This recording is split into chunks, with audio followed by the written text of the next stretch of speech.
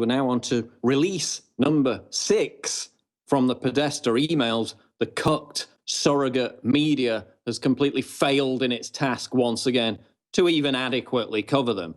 I mean, I'm amazed day to day. You know, I'm somebody who was making videos, jokey videos, ranting about fat feminists a year ago. And here I am, having to do the media's job for it.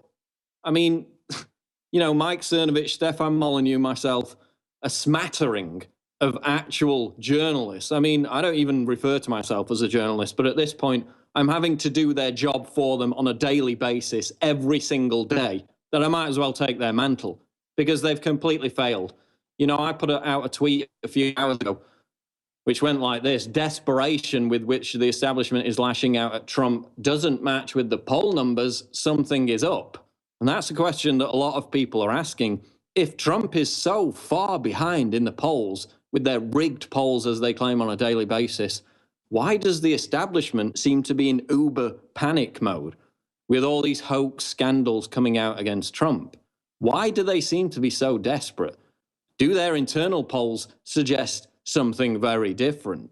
Well, Rasmussen came out today and confirmed that again. Trump is ahead 43 to 41% after the debates, after the so-called bombshell that would end his campaign, the Trump tape that was released last Friday. Over the last 2 days, voters support him over Hillary Clinton. That's why they're panicking, because their campaign, their plot to have GOP insiders abandon Trump, then convince other Republicans that had endorsed Trump to abandon him, fell flat on its face. It just didn't work.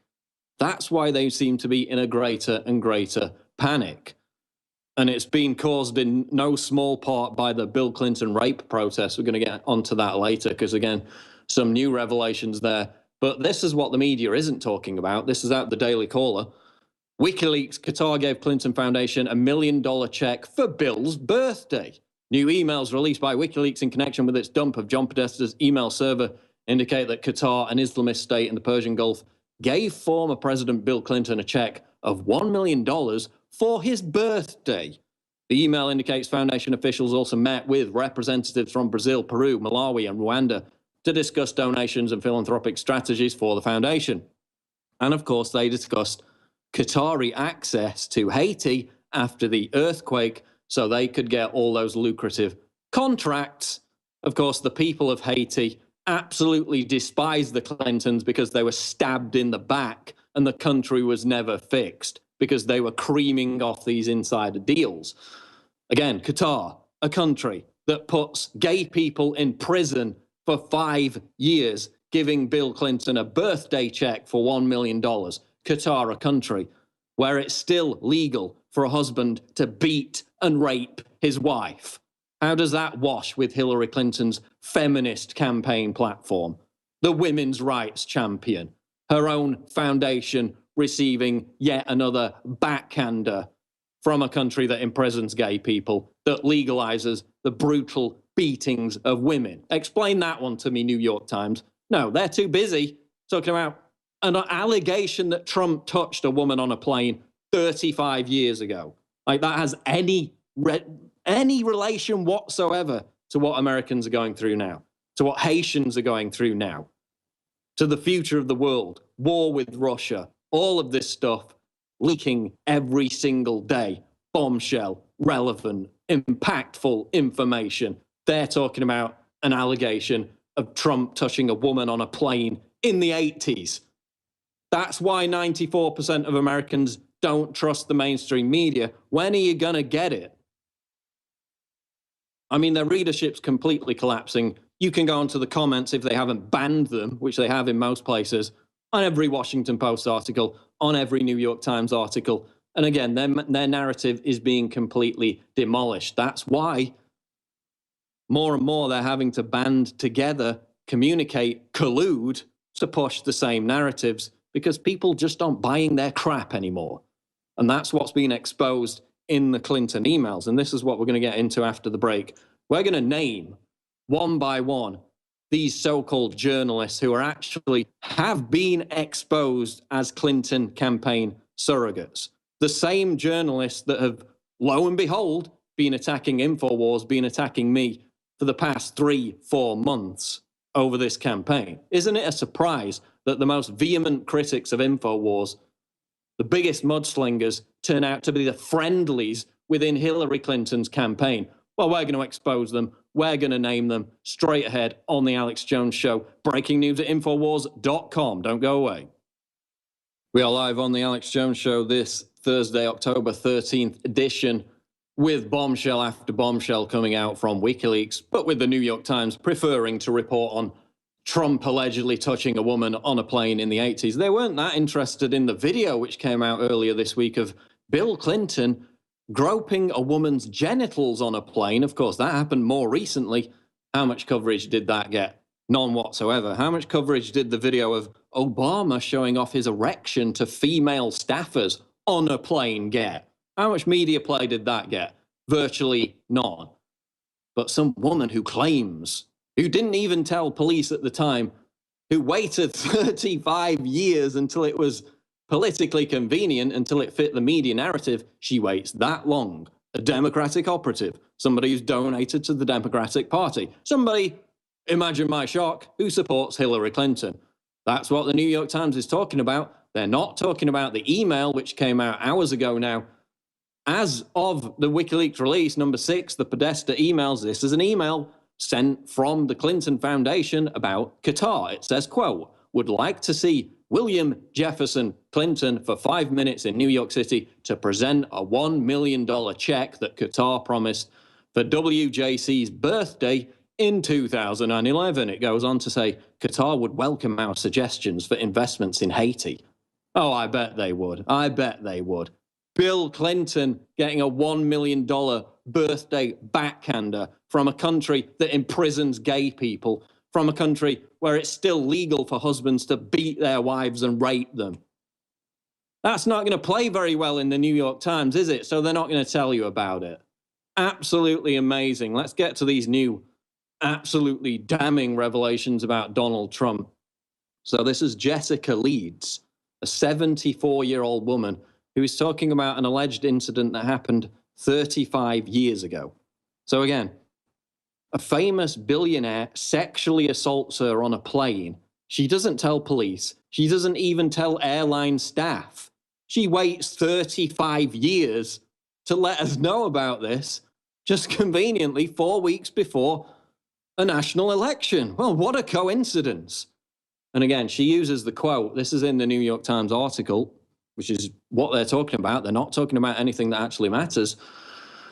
She says, he was like an octopus. His hands were everywhere. It was an assault. Now, that's interesting because that quote is lifted almost directly, word for word, from a similar allegation that turned out to be nonsense against an actor called Bill Roach from 2014. Again, his hands were like an octopus. They were everywhere. They lifted almost word for word the exact same quote in this report. Other people are pointing out that it's basically taken straight from a Velvet Underground song. It's not a quote that's regularly used, not a term that's regularly used. There's speculation about this woman accusing Trump of touching her, of having the same phone number that is linked back to the Clinton Foundation. That remains to be confirmed, but that's something that we're digging into. And again, at the time she didn't tell the airline staff, didn't tell police. A billionaire sexually assaults her, and she's not even cognizant of the fact that she could get, you know, some financial benefit, some windfall from that at the time. So this morning on Twitter, next fake Trump victim began trending. You will notice on Twitter that the more pro-conservative hashtags start trending in the morning, then they're taken over later on by the leftists, and then the conservatives try and hijack those. But again, this started trending on Twitter, and it comes down to this. The media needs a fresh serving of feigned moral outrage every single day to keep the attention away from these WikiLeaks emails. That's why we're seeing a trickle now every single day. We saw CBS. They dug up a tape from 1992, again, very relevant to how Americans are living today, what they want for the future of their country, very relevant, where Donald Trump is hanging around with a bunch of 10-year-old girls, and he jokes that he might be dating one of them in 10 years. Now, you could call that crass, you can call that a little odd, but how does it compare to somebody accepting $1 million from a country that imprisons homosexuals, that legalizes the rape and beating of women? How does it match up there? How does it match up with Hillary Clinton on tape, laughing about how she knew a child molester was guilty, knowing that he had fooled a polygraph test, and laughing about it? How does that match up? And of course, I think it was today or last night, Don Lemon gets up on CNN. They bring it up. They say, well, Hillary Clinton laughed at helping to get a child molester, a rapist, raped 12-year-old Kathy Shelton, left her in a coma for 5 days. Hillary Clinton helped that child molester go free. She's on tape joking about how he passed a lie detector test that she made him take, and that forever destroyed her faith in lie detector tests, meaning she knew he had fooled the test and that he had raped the child. So Don Lemon gets up on CNN and says, our fact checkers looked into that and it's not true. Well, here's a newsflash, Don Lemon. Nobody believes your fact checkers. In fact, they did a study, they did a poll, and I believe it was about 28% of people they asked actually believed the fact checkers. So this is their new tactic. Any single scandal whatsoever about Hillary Clinton, the Clinton campaign comes out and says, oh, it's Russia, just blame it on Russia. Every single email that's come out of these WikiLeaks, oh, it's Russia, it's just Russia, it's all made up. Because they can't acknowledge them, they can't fight them one by one because there are so many of them. It's an absolute deluge. So the Clinton campaign blames Russia. The media says their fact checkers proved it wrong. Well, no one believes your stupid little fact checkers anymore because you've been lying to the American people for years and years and years. And that tends to attract a reputation for distrust. So they're up on CNN, oh, we fact-checked the claim that Hillary laughed about him fooling the lie detector test, the child rapist. It's not true. Well, it is true. She says it destroyed her faith in lie detector tests, the fact that he passed the test.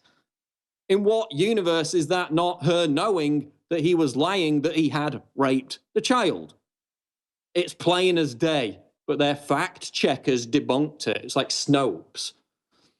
I mean, how much apologia for Hillary Clinton do we need to see from Snopes.com to realize that this is a hack outfit, incredibly biased? And yet the narrative is still, oh, look, it's on Snopes. It's an urban myth. It's fake. Well, no, Snopes is bias.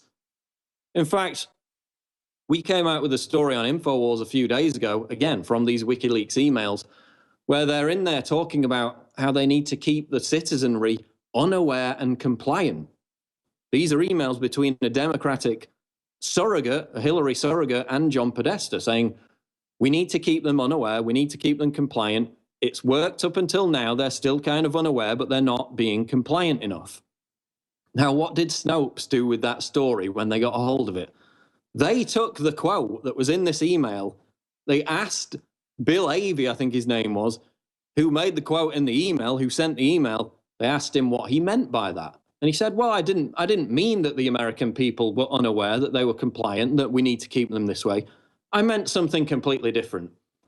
And they actually allowed him to create a new quote, a new set of sentences to put before and after the quote, the original quote that was in the email, to completely change the context of the quote. I'm sorry, it doesn't work like that. You can't invent new sentences years after the fact to change the context of what a quote means.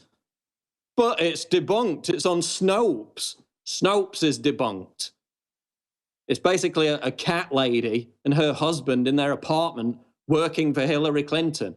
That's not an objective news outlet.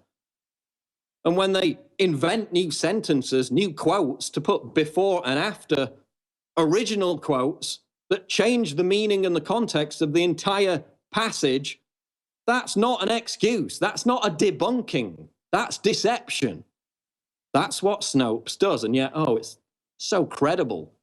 The fact checkers are so credible, even though 28% of Americans actually believe the fact checkers, so no one believes those people either. The vast majority of Americans don't believe them. But again, they live inside their own echo chamber, and it's come back to bite them on the butt with this Rasmussen poll, which shows that Trump is ahead. So again, getting back to these allegations against Trump, a 74-year-old woman on a plane in the 80s says that Donald Trump touched her. No evidence, didn't tell the airline staff, didn't tell the police. Suddenly it emerges just by coincidence 4 weeks before the election. Well, imagine my shock. So again, they need this fresh serving of moral outrage every day to counter the WikiLeaks emails, because they can't address the WikiLeaks emails. There's too many of them. There's too many scandals coming out. We're going to get onto some of them later. So they have to keep the public distracted with these phony moral outrage controversies. And of course, you've got the likes of Miley Cyrus coming out. You've got Beyonce coming out, speaking out against Trump. These are the icons of morality in America, right? Miley Cyrus, who parades around to a tween audience with giant inflatable dildos. She's the moral icon for America. She says that what Donald Trump said was disgusting, while she's literally parading on stage to a preteen audience with a giant dildo. Beyonce. People have looked at the lyrics of her songs, again, cited by Hillary Clinton as a great example to young women. I can't repeat the lyrics on the show here. They're 10 times worse than anything Trump said in those tapes. But these people have been appointed the new moral guardians of America. They're the most disgusting, nihilistic people you could imagine. And they're being held up as the great example for young women. A girl who prances around on stage with a dildo says that Donald Trump is bad because he said the word pussy in 2005. I mean, come on. So again, getting back to this story, there was another claim with no evidence.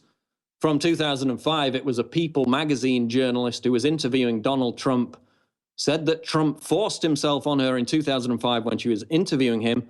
Trump said the writer didn't mention the incident in her story at the time because it didn't happen, which is quite a good point. If a famous billionaire sexually assaults you and you're a journalist, you would think that might be a big story. It might not just be a big story. It might be a good way of getting financial compensation. But again, she wasn't interested in telling anyone in 2005. Only just by coincidence, she's interested in telling everyone 4 weeks before the election. So this is what we have to deal with on a daily basis now. You know, Hillary armed ISIS. That's come out in the emails. That's proven. Bill Clinton's taking checks from countries that abuse women, that throw gay people in prison. But Donald Trump may have touched a woman on a plane in the 80s. Guess which story the New York Times decides to report on? Well, I don't need to tell you. Again, I don't even call myself a reporter, but I'm having to do the job of self-proclaimed journalists every single day. Either that or they don't know how to search, how to use a search box, because that's basically all you need to do with WikiLeaks. Again, MSM non-coverage. The media's coverage of these WikiLeaks emails, absolutely shameful. But it's no surprise, given what's revealed in the other WikiLeaks emails, which again is the fact that the mainstream media is not only biased towards the Hillary campaign, not only surrogates, but in many cases, coordinating with them. They basically are the Hillary Clinton campaign at this point. And I'm going to give you some examples. I'm going to get more into this after the break here. We've got about 4 minutes left on the Alex Jones Show Live. So you've got John Podesta, Hillary Clinton's campaign chairman, talking about in these emails how he's, quote, cooking for 30 of Hillary's reporter friends. Oh, isn't that lovely? 30 so-called independent, neutral, impartial reporters around the apartment of the Clinton campaign chairman, having him cook for them. How is that not collusion? Again, you had that event a while back, which the Daily Caller reported on, where they had 37 journalists from 14 outlets attending an off-the-record cocktail party hosted by the Clinton campaign. ABC, Bloomberg, CBS, CNN, Daily Beast, Huffington Post, MSNBC, NBC, the list goes on and on. At the time, people were saying that could be a one-off. Well, no, it's not a one-off. You've literally got John Podesta, the Clinton campaign chairman, cooking dinner for 30 so-called impartial reporters in his apartment. Nobody's even reported on this yet. Again, I saw this yesterday in the WikiLeaks releases, didn't even have time to write an article on it. I don't believe anyone has so far. There's so much information coming out that people can't write articles quick enough. And because the mainstream media refuses to cover it. That's why we're having to do their job. Another example, John Harwood, CNBC, who was actually a debate moderator, showering Hillary with praise. He describes the story he is writing about Hillary as one, quote, she wants. He's bombarding the Hillary campaign with these emails, acting like an obedient lapdog, showering her with praise. Again, demanding their favor. Writing an article that Hillary Clinton wants. He's pandering to them. Donna Brazile, the current head of the Democratic National Committee, then working with CNN, tipped off Hillary that there'd be a death penalty question at the town hall debate the next day. Gave Hillary Clinton the question in advance. The one thing you're not supposed to do according to those debate rules. They asked her about this. They asked if it was true, the Daily Caller. Donna Brazile responded by blaming Russia. Again, they can't even acknowledge or respond to the individual emails, so they're just using this tactic of saying, oh, it's all Vladimir Putin, inventing their own vast conspiracy theory as an excuse to dismiss this without acknowledging the fact that it's authentic. In fact, Hillary acknowledged that they were authentic during the debate, but they're still doing this because they don't want to address the scandals. Again, CNN now has the temerity to come out that say a crowd at a Donald Trump event chanting CNN sucks is dangerous. Meanwhile, they're literally handing Hillary Clinton the questions before the debate. You had the Boston Globe's op-ed editor, Marjorie Pritchard, promising to write a positive article to give Hillary a, quote, big presence right before an appearance in New Hampshire. Yet another example of the Clinton campaign and the media complex working hand in hand to get Hillary Clinton elected. This is why they're not writing about the Podesta emails. They're completely in bed with them.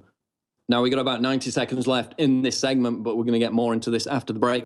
We're naming, we're calling out, we're exposing the cucked journalists who are working for Hillary Clinton. Now, we've gone down the list. Boston Globe, Marjorie Pritchard.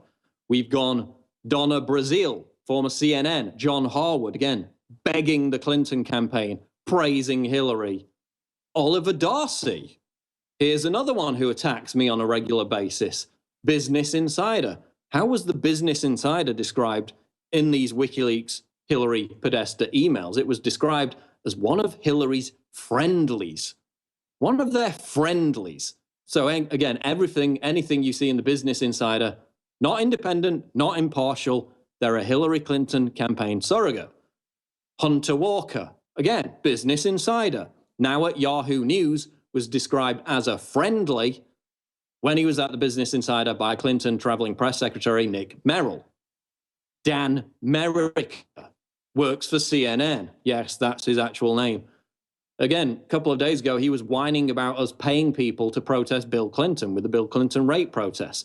Again, he's listed in these emails as a Hillary campaign surrogate, saying that him and Hillary Clinton love each other. This is the supposed impartial mainstream media. We're exposing them. We're naming them for what they are, which is Hillary Clinton prostitutes. We'll be back with the second hour of The Alex Jones Show. Infowars.com. Don't go away. We are live. It's the second hour of The Alex Jones Show, and we're talking about the prostitutes that have been exposed in the WikiLeaks emails as being Clinton campaign surrogates. These people need to be called out. They need to be named. We've gone through several so far. Let's continue. Louise Mensch. Louise Mensch is a former Conservative Party member. She moved over to America. She tried to proclaim herself to be a conservative, to be an anti-SJW. About 6 months ago, she went completely insane and became one of these never Trump people. A few weeks ago, started attacking me directly on Twitter, claiming that I was commanding the mythical Putin trollbot army as one of the leaders of the alt-right, and that I was individually controlling all these Twitter accounts to amplify my own anti-Hillary message. Well, I have trouble even checking my own Twitter notifications, so it would probably be difficult for me to control hundreds or thousands of other Twitter accounts. Now, she also claimed that anyone who retweeted me was part of the Putin trollbot army. She actually had retweeted me 6 days before that, so by proxy that meant that she was part of the Putin trollbot army, which only exists in her head, in her mythical imagination. She was completely exposed. This was hilarious. Louise Mensch, who works for Heat Street, which is a Murdoch publication, and by the way, I'm getting contacted by her colleagues saying how embarrassed they are about her behavior. She was exposed for sending this tepid fangirl email to the Hillary Clinton campaign, where she literally begs them, and she actually writes a Hillary campaign ad saying how much Hillary loves women, because as we know, she doesn't laugh at rapists getting off molesting 12-year-old children. You know, she doesn't get off intimidating Juanita Broderick, intimidating Bill Clinton's rape victims. No, she's the champion of women's rights. So Louise Mensch actually writes an ad campaign for Hillary, sends it to Podesta. Podesta says it's good, that's great, she's very smart, she's very intelligent. Now it's being exposed, and Louise Mensch is basically finished. What was even funnier, she reacted to this by threatening to sue WikiLeaks and Julian Assange for hacking her email. Okay, number one, it's not in the jurisdiction of the United Kingdom, so what the hell is she talking about? Number two, they didn't hack her email. WikiLeaks didn't hack anyone's email. They were given the information by whoever did hack them. Louise Mensch's email was not hacked. She merely sent an email to the Clinton campaign, which was revealed as part of the hack of John Podesta's emails. So again, she's being exposed. Dan Merica, Hunter Walker, Oliver Darcy, Marjorie Pritchard, we're naming them. New York Times Magazine chief national correspondent Mark Lebowicz is described as sympathetic. And remember, it also came out that the New York Times was begging the Clinton campaign to use quotes that they had got from their own interview with Hillary Clinton. That shows you how cooked they really are. The New York Times does an interview with Hillary Clinton, and after the fact, after it's already taped, recorded, and in the can, they then have to email the Clinton campaign and ask, coordinate, beg to use quotes that were made by Clinton during the interview. Again, that shows you how beholden, how cooked they are to the Hillary Clinton campaign, why they're talking about Trump allegedly touching a woman on a plane in the 80s and not about these massive WikiLeaks bombshells that come out by the minute. That is why the media is controlled. That's why the fourth estate is dead. That's why 94% of Americans distrust the mainstream media. And there's going to be more revelations coming out soon. They're coming out by the minute. We can't even keep up with them, which is why the mainstream media has to consistently dole out fresh servings of feigned moral outrage over what Trump allegedly said or did with no evidence 35 years ago.